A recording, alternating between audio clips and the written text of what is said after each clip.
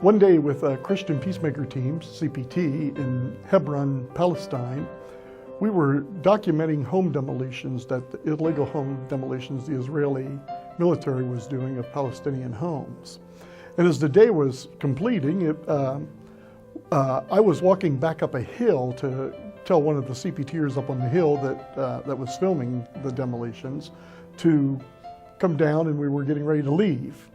As I'm walking up the hill, there's no one around, but all of a sudden I hear footsteps running behind me.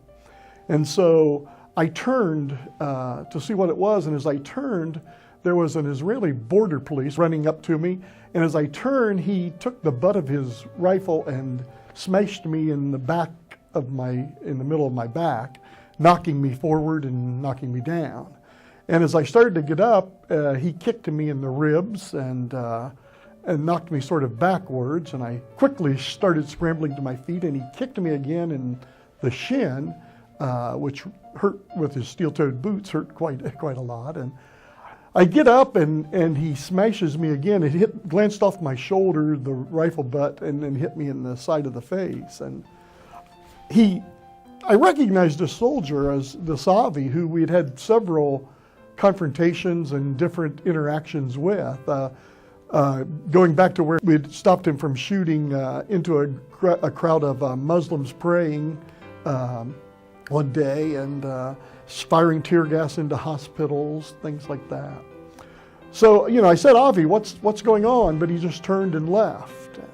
So I continued up the hill, got to CPT, realized my leg's bleeding, from where he kicked me in the shin, and we go on back to our apartment, and there was discussion with some of our Israeli and Palestinian advisors that I should press charges, but it's his word against my word, and that just gets thrown out. And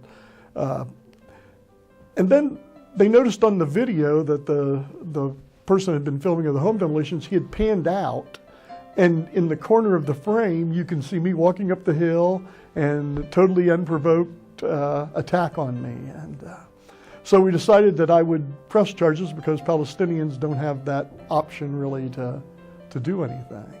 They set a court date, and Avi's attorney had it postponed until my 3-month visa would be up, and I'd be out of the country, figuring they would drop the case then.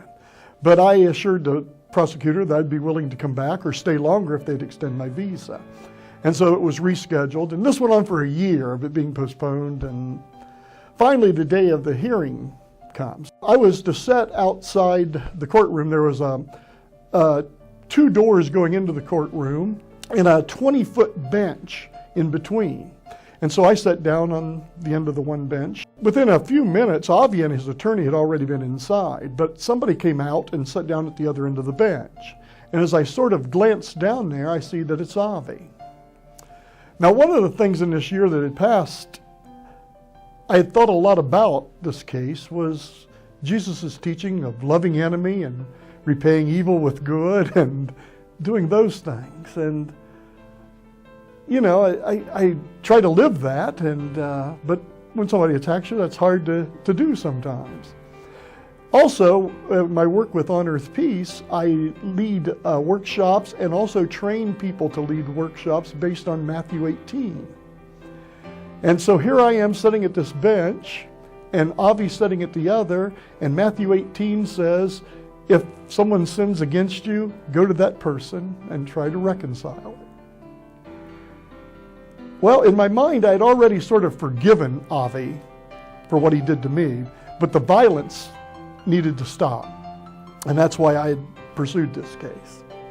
So I finally got up, I walked down, I extended my hand to Avi and said, Avi, I've forgiven you for what you've done to me.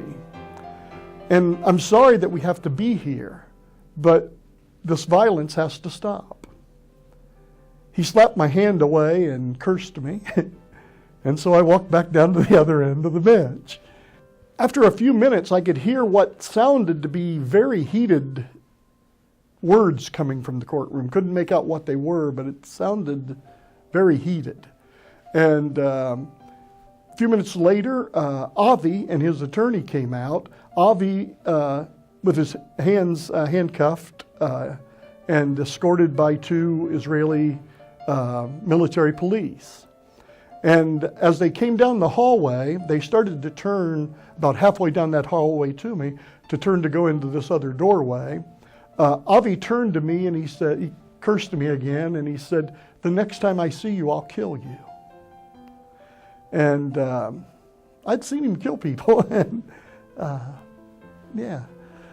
So they leave and go on out. The prosecutor comes out and tells me that they found Avi guilty and that he would be sentenced to 60 days in military prison, and then he would be reduced back to a private and be assigned a desk job where he wouldn't have any interactions with Palestinians. About 9 months passed, and I'm at the airport in Tel Aviv waiting on an international delegation to arrive, and I'm going to be showing them around for a couple weeks. Well, as I'm standing there waiting on flights, watching people on other flights get greeted and stuff, all of a sudden I notice somebody walking very fast towards me. And as I turn and look, it's Avi. And I immediately started looking around for security. But I'm totally isolated in the area I'm at, and there's like nowhere to go, you know. And I remembered what he had said to me the last time I saw him. And I noticed, though, he's got a big grin on his face. And as he gets nearer, he's extending his hand, and he's going, "Rick, Rick, it's good to see you." And now I'm really kind of worried, what's going on here? And he came up to me, and we shook hands, and then he hugged me. And he said, "Rick, I want to thank you. You've saved my life." And I'm like, "Okay, yeah." And he said, "Yeah, you know, when I first went to prison, I thought of all the things I would do to you and how I would hurt you very, very badly. It was all about violence for us." And I started thinking about, you said you forgave me and that the violence had to stop. And how could you forgive me for doing what I did to you? That didn't make sense. And he said, then I started thinking the violence has to stop. That's what has to stop. That's what's got me. I've got caught up in this violence. I quit looking at Palestinians as human and looked at them as less than human so I could do whatever I wanted. And I started thinking that, you know, you were a friend. You actually cared enough about me to say what needed to be said.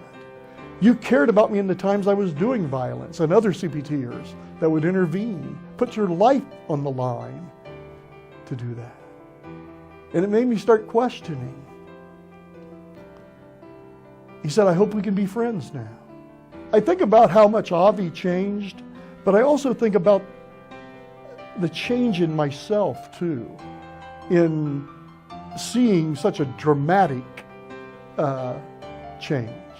And, you know, whenever I teach these scriptures, or I'm reading them in a Bible study or something, I think of Avi, and I try to share that story of hope with people who don't see that hope.